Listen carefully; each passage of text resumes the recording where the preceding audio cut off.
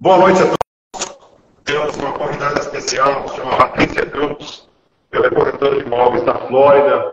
Então ela vai contar um pouco com a gente a trajetória da vida dela, como ela chegou, como ela conseguiu alcançar esse objetivo.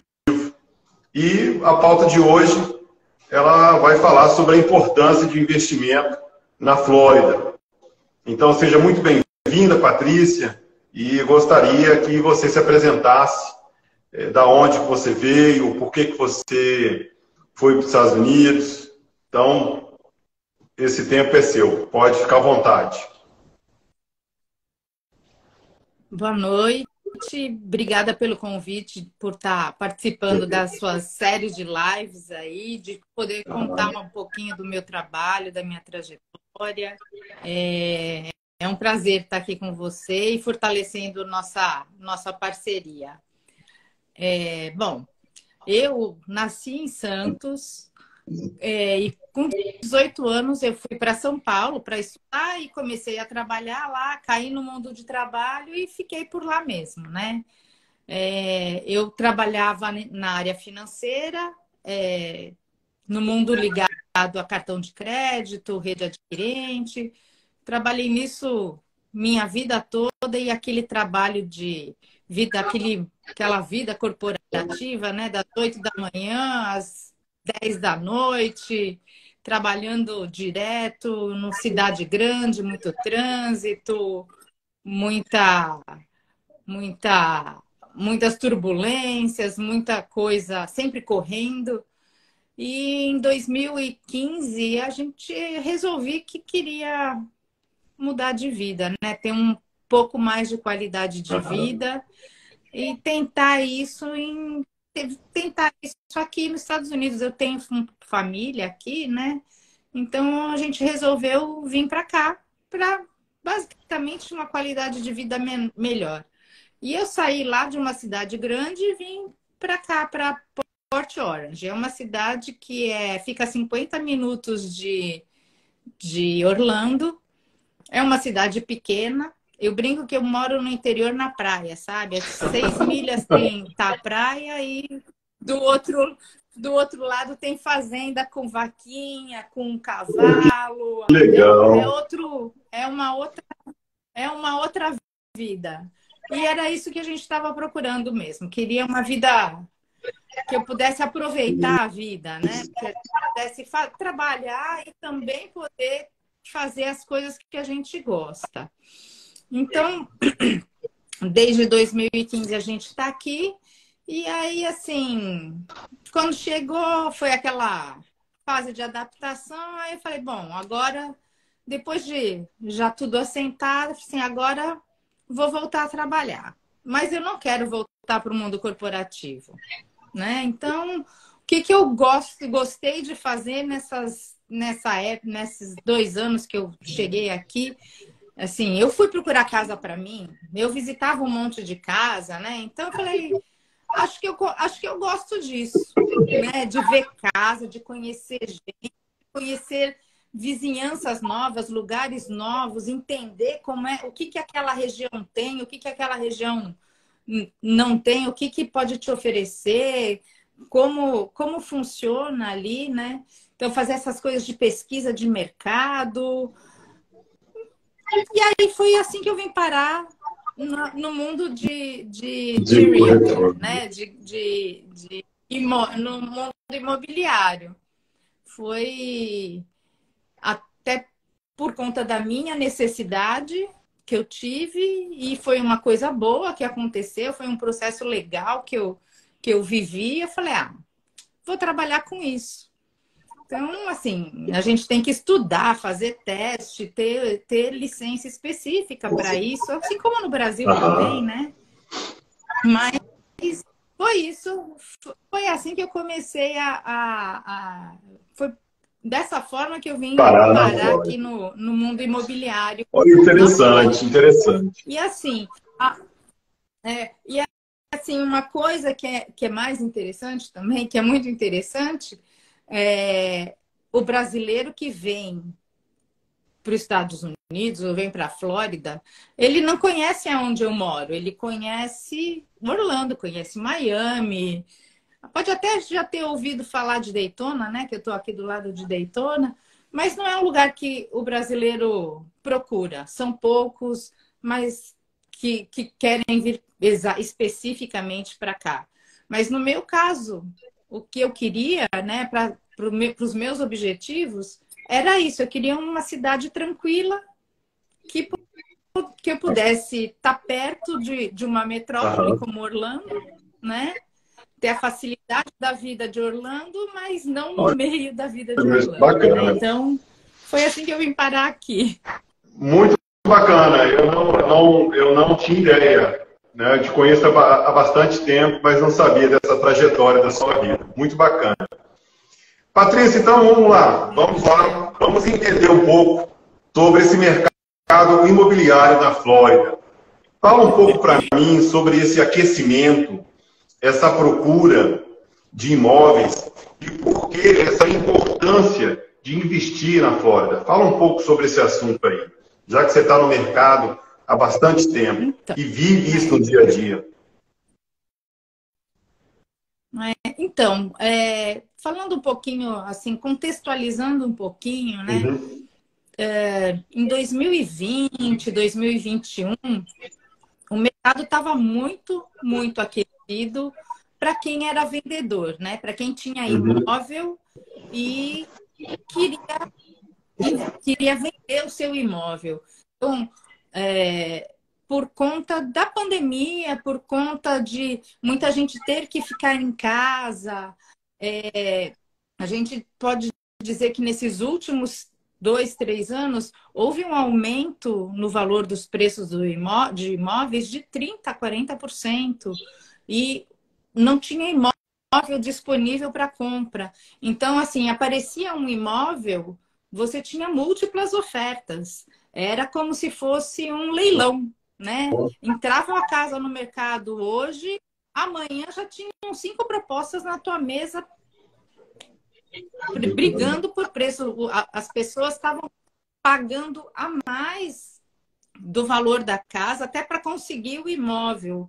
E isso durou durante 2 anos, 2 anos e meio. E junto com isso,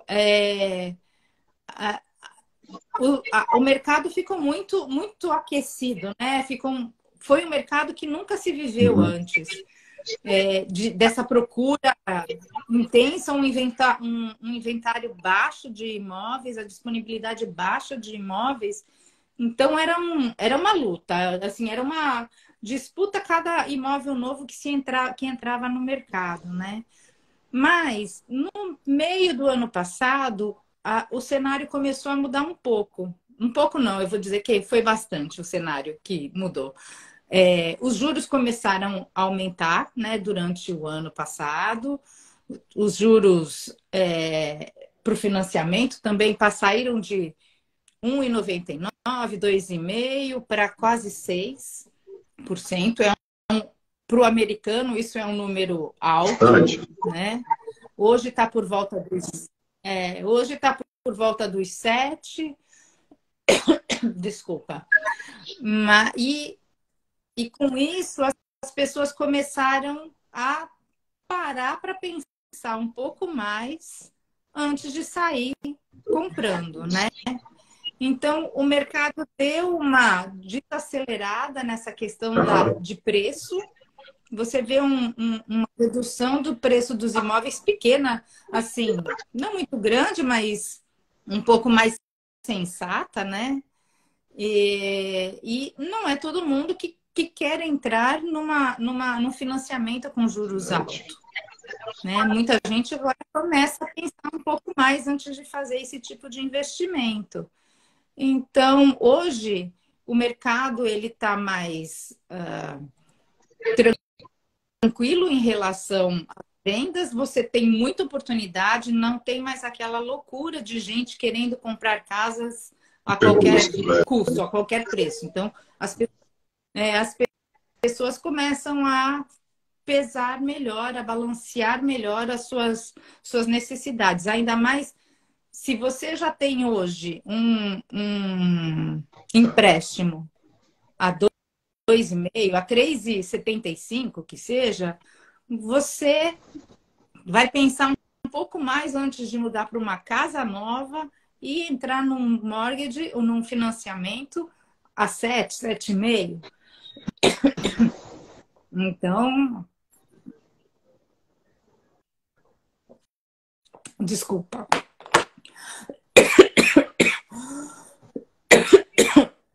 Tem importância, tem importância.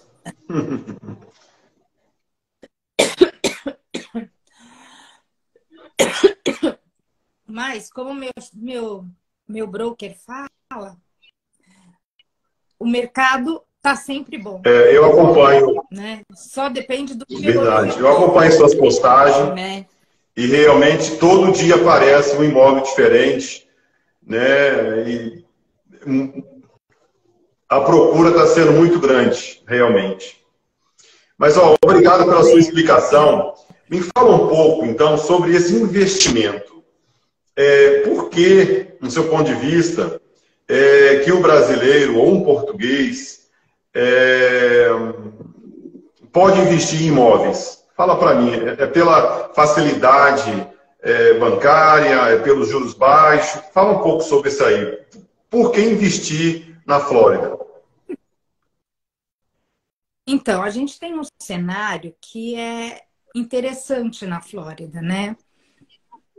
A Flórida é um estado que tem uma economia forte e ele também, politicamente, é um estado forte, né?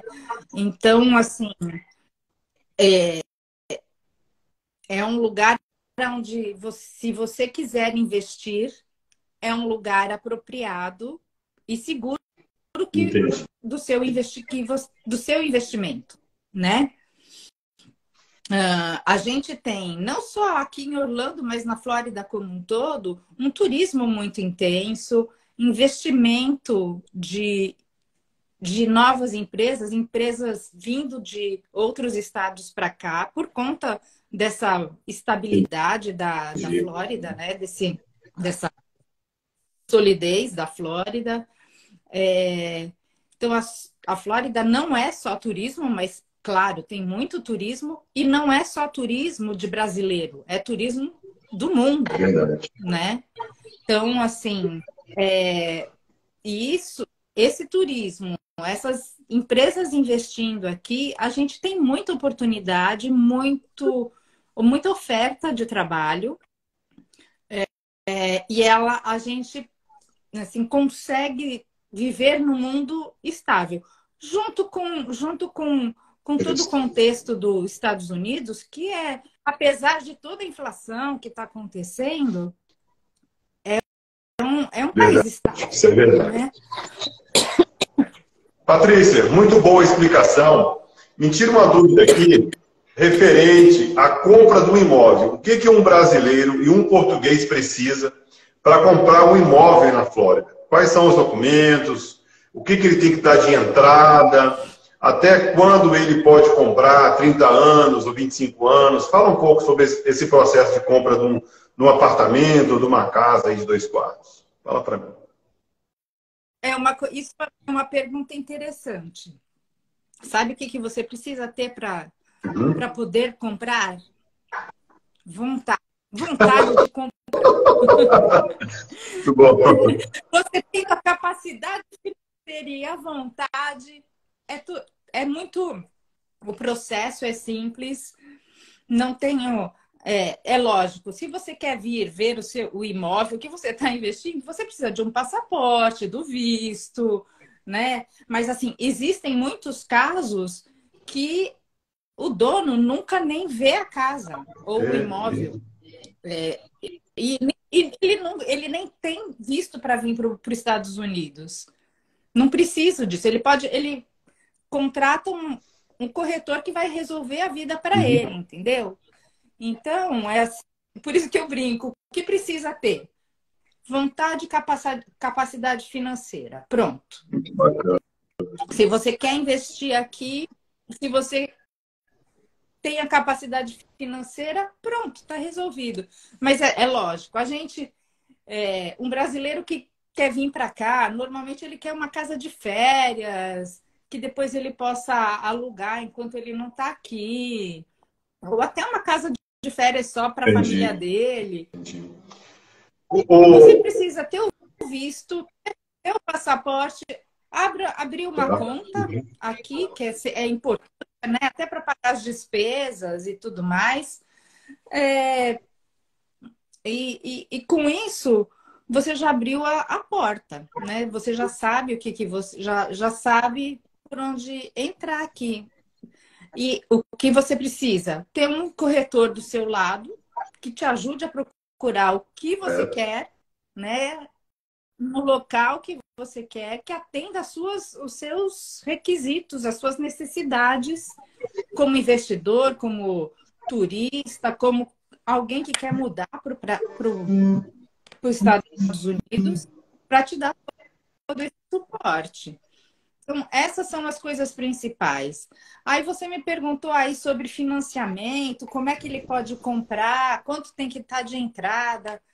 Então, é assim, se você, brasileiro ou português, quer fazer um financiamento nos Estados Unidos, você consegue? Consegue. Existem produtos específicos para estrangeiros, que são baseados no seu rendimento do seu país de origem, né? Porque aqui, para qualquer americano, usa-se muito o credit score, os seus pagamentos de recebimentos e os seus impostos. Você não vai... Um brasileiro, um português, não tem um credit score, não tem uma vida financeira estabelecida aqui, né?